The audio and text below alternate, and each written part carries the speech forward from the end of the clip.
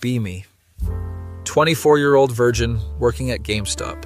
Spend every shift daydreaming about the girl who comes in every Friday.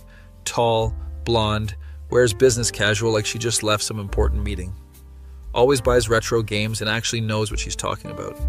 Not like those fake gamer girls who pretend to like Mario. Today she walks in wearing a pencil skirt and blouse that makes my brain stop working. I'm restocking Pokemon cards when she approaches the counter. Hey, do you guys have a copy of Silent Hill 2 for PS2? Oh god, she's talking to me. Yeah, we do actually. Managed to walk to the back without tripping over my own feet, hands shaking as I grab the game from storage. Return to counter and she's leaning on it, scrolling through her phone. She looks up and smiles. That smile could cure depression. Perfect. I've been looking everywhere for this. Ring her up and the total comes to $45. She hands me her card and our fingers touch for 0.5 seconds. Pretty sure I just had a heart attack. You know, you're the only person here who actually seems to care about games. Wait, is she complimenting me? Oh, thanks, I just really like games, haha. Wow, Anon, great response, truly. The peak of human communication. She giggles and it sounds like angels singing. I can tell, you always give good recommendations. She's been noticing me? Brain is doing backflips trying to process this information. So, I was wondering, oh shit, is this happening? Would you maybe want to grab coffee sometime? I'd love to talk games with someone who actually gets it. The world stops spinning. Every cell in my body is screaming. Yeah, sure, that would be cool. Trying so hard to act casual, I think I pulled a muscle. She pulls out her phone. Great, what's your number? I give her my number. She actually types it in. I'm Sarah by now. I'm Anon, nice to meet you. We already knew each other's names, but my brain is in panic mode. She leaves and I stand there for 5 minutes just staring at the door. Coworker Brad walks over. Dude, did you just get that girl's number? She gave me her number, Brad. Even better. Brad high-fives me so hard my hand hurts. Spend the rest of my shift in a daze. Can't focus on anything. Accidentally charge someone $400 for a used copy of Madden. Have to call my manager to fix it. Don't even care I'm flying high. Shift ends and I practically sprint home. Burst through apartment door. Roommate Jake is on the couch playing Elden Ring. Jake, you won't believe what happened. Tell him the whole story. He pauses his game, which means this is serious. No way, dude. That's awesome. So when are you texting her? Oh, right. I have to text her. Suddenly the panic sets in. I don't know. What do I say? Jake shrugs. Just be yourself, man. The worst advice in human history. Being myself is exactly how I stayed single for 24 years. Spend the next hour staring at my phone, type out 15 different messages and delete them all. Hey, it's Anon from GameStop, too formal. Sup, it's your boy from work who says that. Hello, Sarah. I enjoyed our conversation. I'm not writing a business email. Jake keeps giving me suggestions that get progressively worse. Send her a meme. Jake, no. Girls love memes. I'm not risking this on a meme. Finally settle on, hey, it's Anon from GameStop, still down for that coffee? Finger hovers over send for a solid minute. Take a deep breath and press it. Message sends. Immediately throw my phone across the room. Jake catches it. Dude, relax. I can't relax, Jake. My entire future is in that phone. 20 minutes pass. No response. Start thinking about worst case scenarios. Maybe she gave me a fake number. Maybe she's already regretting it. Maybe she was just being nice and doesn't actually want to hang out. Phone buzzes. Jake and I both jump. He reads it first and grins. She said yes and she's free tomorrow. Holy shit. Grab my phone and read the message. Hey, tomorrow works perfect. How about 2 p.m. at that cafe on Main Street, the one with the good latte art? She wants to meet tomorrow. I have less than 24 hours to prepare. Spent the rest of the night planning. What do I wear? What do I talk about? Should I bring something? Jake suggests I just shower and wear clean clothes. Groundbreaking advice, truly. Barely sleep that night. Keep having dreams about showing up naked or forgetting how to speak. Wake up at 6 a.m. even though the date isn't until 2 p.m. Spend 3 hours in the shower. Use Jake's expensive shampoo that he saves for special occasions. He's gonna kill me, but this is important. Try on every piece of clothing I own. Settle on jeans and a button-up shirt. Not too formal, not too casual, perfectly balanced as all things should be. Check the time. 9 a.m. I have 5 more hours. Consider just going to the cafe now and waiting. Jake walks in and sees me fully dressed. Bro, your date isn't for 5 hours. I know, I'm just prepared. You look like you're about to have a panic attack. I am having a panic attack, Jake. This is the biggest moment of my life. He makes me sit down and play video games to calm my nerves. Doesn't work. I die within the first 2 minutes of every match. 1 p.m. rolls around. Time to leave. Jake gives me a pep talk. Just be confident. Make eye contact, and for the love of God, don't talk about anime. Solid advice, honestly. Drive to the cafe and arrive 10 minutes early. Sit in my car doing breathing exercises. Watch people walk in and out. Check my hair in the mirror 17 times. 2 p.m. She's not here yet. Starting to think she's not coming. 2:03 p.m. See her walking down the street. She's wearing a sundress and sunglasses. Looks like she stepped out of a movie. Get out of my car and wave. She waves back and smiles. We meet at the entrance. Hey, hope I didn't keep you waiting? No, not at all, just got here. Lying, but it's a necessary lie. We walk inside and the cafe is cozy. Brick walls, plants everywhere. Indie totsan, music playing. Exactly the kind of place girls post on Instagram. We order at the counter. She gets some complicated latte with oat milk and vanilla. I order a black coffee because I'm too nervous to make decisions. She insists on paying. Wait, no, I can pay. It's fine. You can get the next one. There's going to be a next one. We sit at a corner table by the window. Sunlight hits her face, and I forget how to breathe. So, how long have you worked at GameStop? Oh, good, a question I can answer. About 3 years now, needed a job after college, and figured why not work somewhere I actually like. She nods. What did you study? Computer science, though I'm not using it much now. That's cool. I actually work in IT. Wait, she works in IT? No way. That's awesome. What do you do? Conversation starts flowing naturally. She tells me about her job managing servers for some company downtown. Talks about how she got into gaming as a kid because her older brother had a Nintendo 64. I tell her about my Pokemon card collection that's definitely not worth thousands of dollars. She laughs at my jokes. Actual genuine laughs, not pity laughs. An hour passes and it feels like 10 minutes. We've finished our drinks and neither of us wants to leave. Want to walk around? There's a park nearby. Yeah, that sounds great. We leave the cafe and start walking. The park is nice, lots of trees and a pond with ducks. We sit on a bench. Conversation shifts to deeper topics. She tells me about her ex who didn't respect her hobbies. He always made fun of me for playing games, said it was childish. That's ridiculous. Gaming is a legitimate hobby. She smiles at me. Exactly. That's why I like talking to you. You actually get it. My heart is doing somersaults. We sit in comfortable silence for a moment. She moves slightly closer. Our knees are touching. I'm hyper aware of every point of contact. Can I ask you something? Oh God, here it comes. Sure. Why did you seem so nervous when I asked you out? Abort, brain is shutting down. I guess I just didn't expect it. Girls don't usually ask me out. She tilts her head. Really? You seem like a catch to me. Is this real life? Thanks. You're pretty great yourself. Smooth and on real smooth. She laughs. You're sweet. You know that? She reaches over and touches my hand. Her hand is soft and warm. I don't move because I'm afraid if I do, she'll stop. I had a really good time today. Me too. We should do this again. Definitely. She stands up and I follow. We start walking back to where we parked. Get to her car first.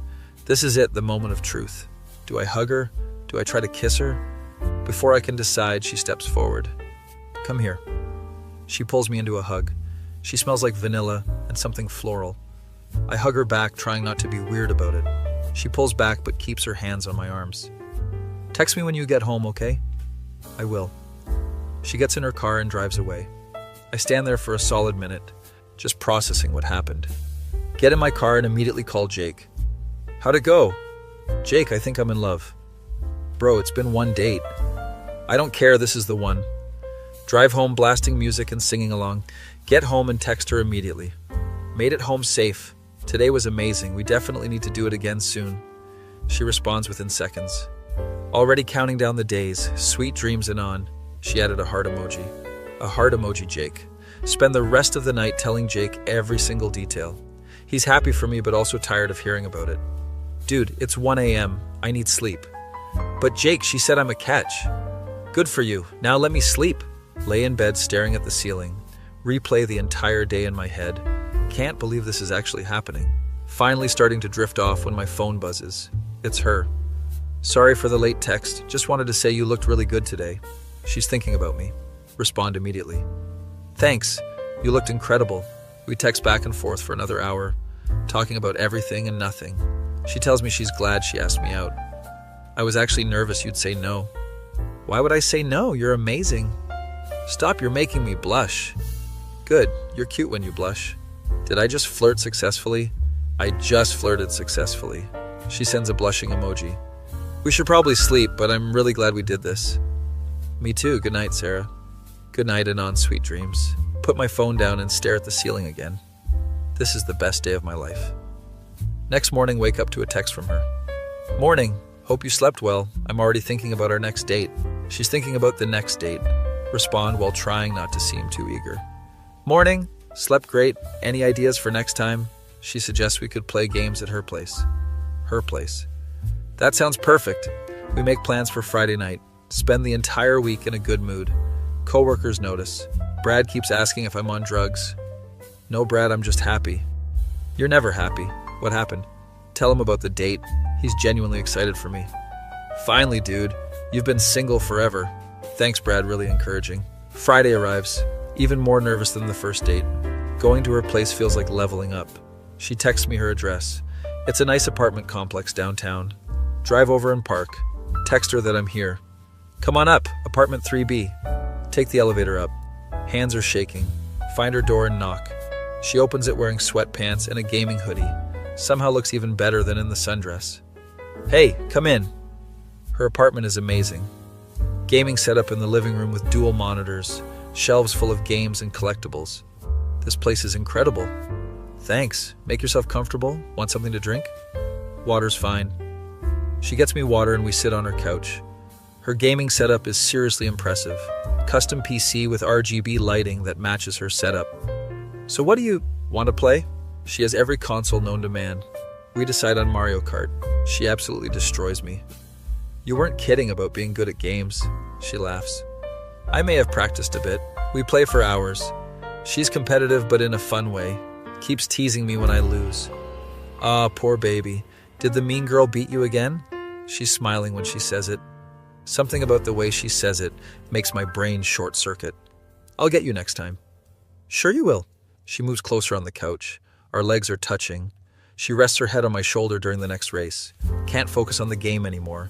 Lose spectacularly. She looks up at me. You know, I really like hanging out with you. I really like hanging out with you too. We're just staring at each other now. She reaches up and touches my face. Can I kiss you? She's asking to kiss me. Brain has left the building. Yes, please. She leans in and our lips meet. First kiss in 3 years. It's soft and sweet and perfect. She pulls back, smiling. Been wanting to do that since the cafe. Me too. We kiss again. This time it's longer. Her hand is in my hair. I don't know what to do with my hands. She guides them to her waist. We pull apart and she's blushing. Want to watch a movie? Yeah, sure. She puts on some horror movie I've never heard of. We cuddle on the couch. She's the big spoon.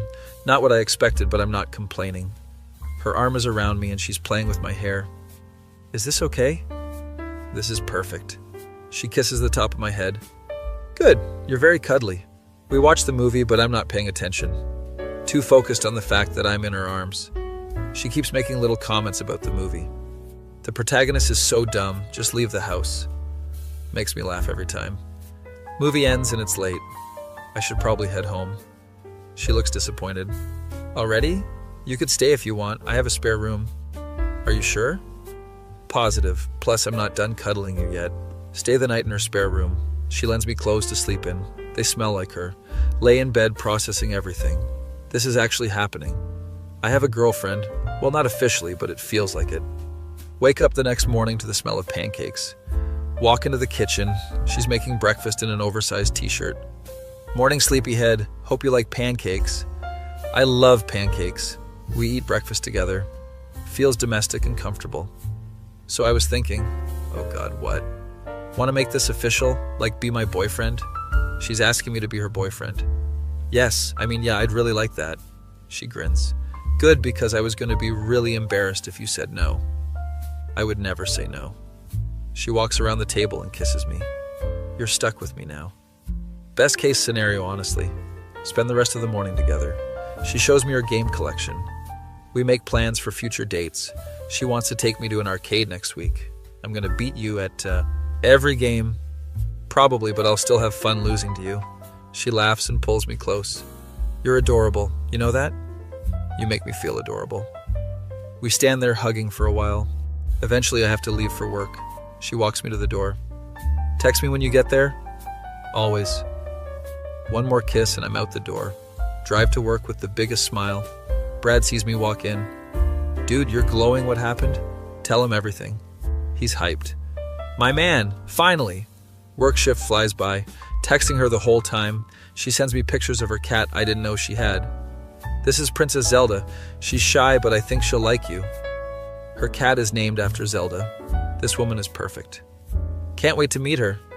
She's very particular about who she likes, so if she likes you, then you're definitely a keeper. No pressure or anything. Next week we go to the arcade like she planned. She beats me at everything. Doesn't even gloat much, just enjoys winning. You're getting better though. I got second place one time. Progress. We play Dance Dance Revolution. She's amazing at it. I have the coordination of a baby giraffe. She's laughing the entire time. You're so cute when you're trying. Not sure if that's a compliment, but I'll take it. After the arcade, we get dinner. She tells me about her day at work. My boss is an idiot. Tried to tell me to just restart the server like that fixes everything. Did you tell him off? In the politest way possible, yes. She's amazing when she's passionate about something. Her eyes light up and she talks with her hands. What are you smiling at? Just you. You're great when you talk about things you care about. She blushes. Stop being so sweet. Never. She reaches across the table and holds my hand. I'm really glad I asked you out. I'm really glad you did too. Best decision you ever made. Second best. What's the first? Asking you to be my boyfriend. My heart explodes. We finish dinner and she drives us back to her place. Want to stay over again? Always. Become a regular thing. Staying at her place most weekends, meeting her friends. They all approve. Her best friend Jess pulls me aside. I've never seen her this happy. You're good for her. She's good for me too. Just don't hurt her, okay? She acts tough, but she's sensitive. I wouldn't dream of it. Months pass and we're still going strong. She meets Jake finally. They hit it off immediately. Jake whispers to me, Dude, she's perfect for you. I know, right? 3 months in and I'm completely in love. Haven't said it yet because I'm scared. We're cuddling on her couch watching some anime. She's playing with my hair like she always does. Hey, Anon? Yeah? I love you. Time stops. She just said she loves me. I love you too. She sits up and looks at me. Really? Really, I've loved you for a while now, just didn't know how to say it. She kisses me. It's different this time. More intense, more meaningful. You have no idea how long I've wanted to say that. Probably as long as I've wanted to hear it. We spend the rest of the night just being together. No games, no movie, just us. She falls asleep on my chest. I play with her hair and think about how lucky I am. From a random Friday at GameStop to this. Never thought I'd find someone who gets me. Someone who shares my interests and makes me laugh. Someone who isn't afraid to take charge but still makes me feel valued. Look down at her sleeping peacefully. Whisper even though she can't hear. I'm gonna marry you someday. She stirs slightly and smiles in her sleep. Yeah, I'm definitely going to marry her. My face when I realized the girl of my dreams asked me out and I almost froze. That feel when you find someone who loves you for exactly who you are. Be me. 5 years later. Married to the love of my life. Small wedding. Just close friends and family. She looked absolutely perfect in her dress, and I cried like a baby when she walked down the aisle. 2 years after that, we have a daughter named Emma. She has her mother's blonde hair and my awkwardness. Sarah jokes that Emma inherited the best and worst of both of us. Life is perfect. Better than I ever dreamed it could be. Wake up one morning next to Sarah. She's still sleeping, looking peaceful. Emma is probably awake already watching cartoons in the living room like she does every Saturday morning. Get up to make breakfast. Everything feels normal. Everything feels right. Walk into the kitchen. Emma is sitting at the table, except she's not moving. She's frozen mid-reach for her cereal bowl. Emma? She doesn't respond. Walk closer. Her eyes are open, but she's not blinking. Panic sets in. Run back to the bedroom. Sarah, something's wrong with Emma. Sarah is still in bed, also not moving, frozen in the same sleeping position. What the fuck is happening? Try to shake her.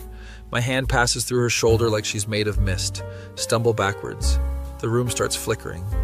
Walls glitching like a video game with bad graphics. Textures loading and unloading. My daughter flickers in and out of existence. No, what the fuck is happening? The entire house starts dissolving. Furniture disappearing piece by piece. Sarah's face glitches, pixels fragmenting and reforming. Reach for her, but she's gone. Emma disappears next. The floor beneath me turns into a white void. I'm falling but also standing still. Everything is white, pure blinding white nothingness. Then a voice, calm, measured, neither male nor female. Hello, Anon. Please remain calm. You are experiencing a controlled disconnection from the memory simulation environment. What? Who are you? Where's my family? A figure materializes in front of me. Looks almost human but not quite. Too perfect, too symmetrical, eyes that don't quite focus right, wearing white clothes that seem to blend with the void. You may call me Shepherd. I am your designated transition guide. You have been connected to the nostalgia engine for approximately 43 years. 43 years? What are you talking about? I'm 29. Shepherd's expression doesn't change. Your chronological age is 67. The simulation suppresses your real memories and replaces them with constructed experiences based on your deepest desires and regrets. The white void starts shifting, images flashing around me, old memories that feel foreign and familiar at the same time. This isn't real. My wife, my daughter, they're real. I understand this is distressing. The nostalgia engine is designed to create seamless experiences. What you experienced felt real because the neural interface interpreted it as real. But Sarah and Emma are constructs. I feel like I'm going to throw up. Why would I do this? Why would I choose this? Shepherd gestures, and the void fills with new images. A younger me, actually younger, maybe early 20s, working at a GameStop, a girl walking in every Friday, blonde hair, business casual, buying retro games. Recognition hits like a truck. Sarah. Correct. Subject Sarah Chen. She frequented your workplace between 2027 and 2029. You developed romantic feelings but never acted on them.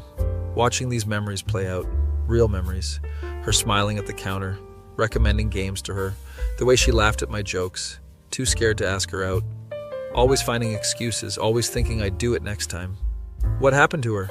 Shepherd's voice remains neutral, but something in the pause feels heavy. On March 14th, 2029, Sarah Chen died in a vehicle collision on Interstate 5. She was 26 years old. The white void turns dark. Images of a car crash, news reports, her obituary, can't breathe. I never even asked her out. No, you did not. According to your intake interview, this regret became a central focus of your psychological distress.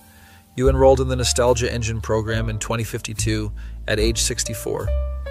So everything, the dates, the relationship, the marriage, all of it was fake? The experiences were simulated, but your emotions were authentic. The nostalgia engine allowed you to experience the life you wished you had lived. Sink to my knees in this weird void floor that isn't really a floor. My daughter, Emma, she never existed? Correct, though the simulation's rendering of her was based on genetic probability algorithms using your DNA profile and Sarah Chen's reconstructed genetic data. This is too much. Everything I remember, everything I lived for, gone. How long have I been under? This is your third consecutive cycle. Each cycle runs approximately 14 years of simulated time. You have experienced 43 years total across 3 separate iterations. 3 times? I've done this 3 times? Yes, you request memory reset between cycles to experience the discovery of love repeatedly. The novelty and excitement are apparently worth the eventual disconnection trauma. Images flash showing my other cycles, different versions of the same story, meeting Sarah different ways, coffee shops, bookstores, gaming conventions, always ending the same way, falling in love, getting married, having Emma, then waking up here. Why are you waking me up now? Standard protocol, users are disconnected periodically for physical health maintenance and psychological evaluation. You have been disconnected for 17 minutes subjective time. Your physical body requires nutrients and medical checkup. My physical body, what does that even look like now? Shepherd waves a hand and a mirror appears. See myself. Old, really old. Gray hair, wrinkles, age spots. This stranger looking back at me. What the fuck? You are 67 years old, your physical body has aged naturally while your consciousness experienced simulated time. The neural interface maintains your mind in a preserved state while your body ages normally. Touch my face in the reflection. Feel the wrinkles. This is really me. Does anyone else know I'm in here? Your legal guardian checks on your physical status monthly. You have no living immediate family. Your enrollment was voluntary and legally documented. So I'm just some old man living in a dream. You are a participant in humanity's most advanced memory reconstruction therapy. The nostalgia engine has helped thousands process grief and regret in a controlled environment.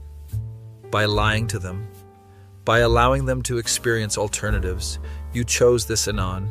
Every cycle you choose this. Feel anger rising. Well, maybe I don't want it anymore. Maybe I want to live in the real world. Shepard's expression finally changes, almost looks sad. The real world has changed significantly since 2052. Would you like to see? Before I can answer, the void shifts, showing me the outside world. 2066. Cities I don't recognize. Technology that looks alien. Flying vehicles, holographic advertisements, buildings that seem to defy physics. People with cybernetic enhancements walking around casually. Androids that look more human than Shepard does. What happened to everything? Technological advancement continued, the world moved forward while you remained in stasis. Most of your generation has passed. Those who remain are often in similar programs or have extensive cybernetic enhancements. So I'm obsolete.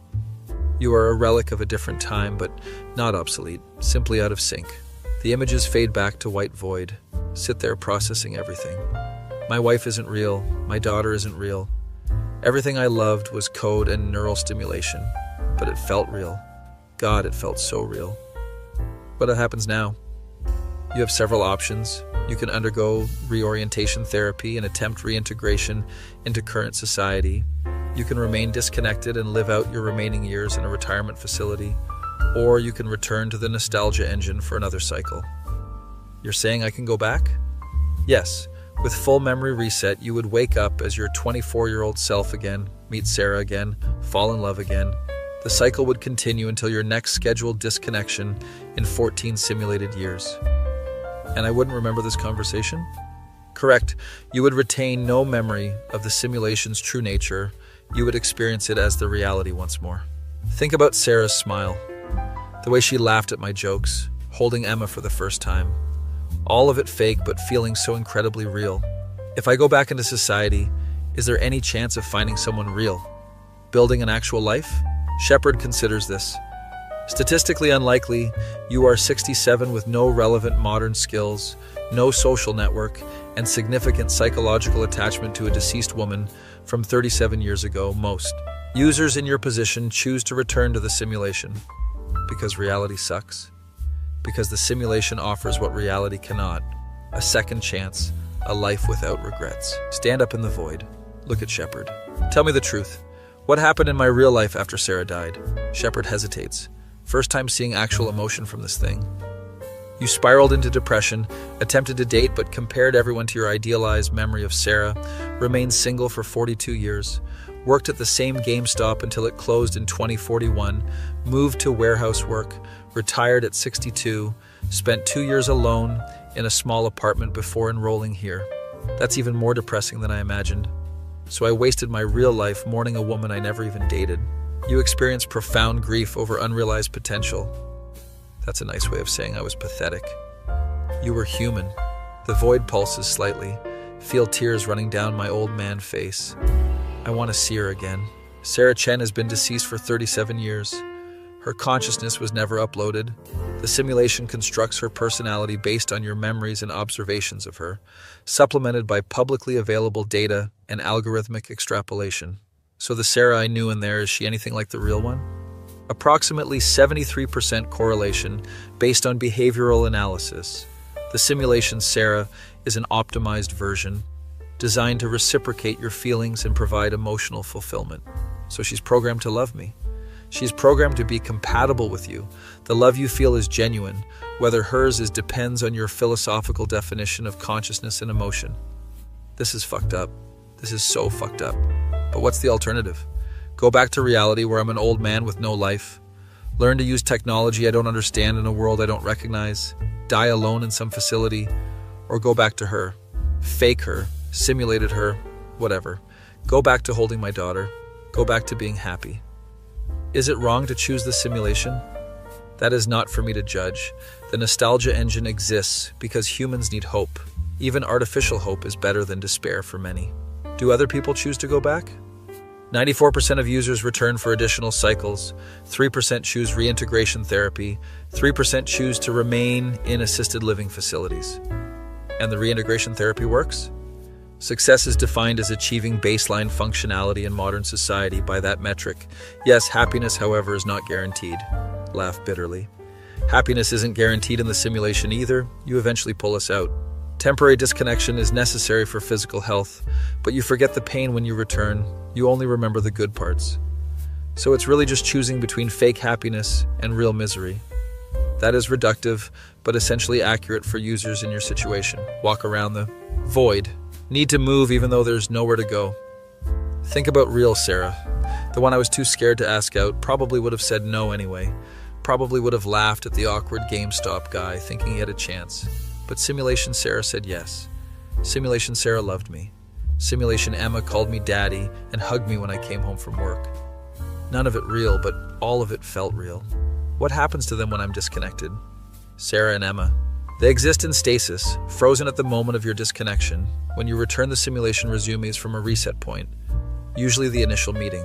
So they don't experience my absence? They do not experience anything. They are not conscious outside of your active simulation. They are sophisticated programs running only when you are connected. Somehow that's worse. I need to know something. The real Sarah, before she died, did she ever mention me? Shepard accesses something, eyes glowing briefly. According to her social media archives and text message logs, she mentioned you twice to her friends, once saying that guy at GameStop is really sweet, and once saying I should ask him out but he seems shy. I feel like I've been punched in the chest. She was going to ask me out? It appears she was considering it. Her last text message conversation 3 hours before the accident included her telling her friend Jess, quote, "Next Friday I'm going to shoot my shot with GameStop guy. Wish me luck." Oh God. Oh God, she was going to ask me out. If she had lived one more week, if that truck hadn't run the red light, we might have actually had a chance. So the simulation isn't even that far off from what could have happened. The initial romance follows a plausible trajectory based on her demonstrated interest and your mutual compatibility. The subsequent marriage and child are speculative, but statistically probable outcomes had the relationship formed. Sit back down, head in hands. This is too much. Take your time. There is no rush for your decision. Yes, there is. You said I've been out for 17 minutes. That means my body needs maintenance. I can't just sit here forever. The medical procedures can wait several hours if needed. We want you to make an informed choice. Look up at Shepard. This weird program designed to ease people out of their fantasies. Do you think I'm crazy for wanting to go back? I am not programmed to judge. I am programmed to facilitate. But if I were to offer personal analysis, I would say you are not crazy. You are grieving. You have been grieving for 43 simulated years and 37 real years. Longest grief period in history, probably. Actually, no. Many nostalgia engine users have been connected far longer. The record is 112 years simulated time, 68 years real time. What happened to them? They chose to remain connected until natural death, passed away in their sleep at age 97 while experiencing their simulated 34th wedding anniversary. That's simultaneously beautiful and horrifying. Most human experiences are. Stand up again. Made my decision. I want to go back. Shepard nods. I understand. Before we proceed, I am required to inform you of the risks. Each cycle increases the chance of psychological dependency. Eventual disconnection becomes more traumatic. Some users experience persistent dissociation even after memory reset. There is a point where you may not want to wake up at all. I already don't want to wake up. Noted. Do you have any final questions before memory reset? Think about it. Will I make the same choices? Will everything happen exactly the same? The simulation has randomization elements to prevent perfect repetition. Core events remain similar, but details vary. You may meet her at a different location, propose differently, have children at different times. The emotional beats remain, but the specifics change. So I won't remember we've done this before? Correct. You will wake up as 24-year-old you, working at GameStop, meeting Sarah for what your conscious mind believes is the first time. And I'll fall in love with her all over again. Yes. And eventually I'll wake up here again and we'll have this exact conversation. Approximately, I am programmed to adapt my approach based on user psychology, but the core elements remain consistent. That's depressing. Or romantic, depending on perspective. You are choosing to fall in love with her repeatedly, even knowing she is not real. Some would call that devotion. Some would call it insanity. The line between the two is often blurred. Walk toward Shepherd. I'm ready. Very well. The reset will begin momentarily. You will experience a brief sensation of falling. Then you will wake up in your simulated apartment. It will be a Friday morning. Your shift starts at 10 a.m. Sarah will visit the store at approximately 2:15 p.m. Same as always? With minor variations, this time perhaps she asks about a different game. Perhaps she wears a different color. The butterfly effect ensures no two cycles are identical. But we still end up together. The simulation is designed to fulfill your desire. Yes, you will end up together. Feel the void starting to dissolve, getting pulled down or up or sideways. Impossible to tell. Shepherd? Yes, Anon? Thank you for being honest with me. You are welcome. I hope your next cycle brings you peace. Me too. Falling now, really falling. The white void turning into colors, shapes, textures. Shepherd's voice echoing. See you in 14 years, Anon. Everything goes dark. Then light again. Wake up in my bed. Small apartment. Morning sun coming through the window. Check my phone. Friday. Have work at 10.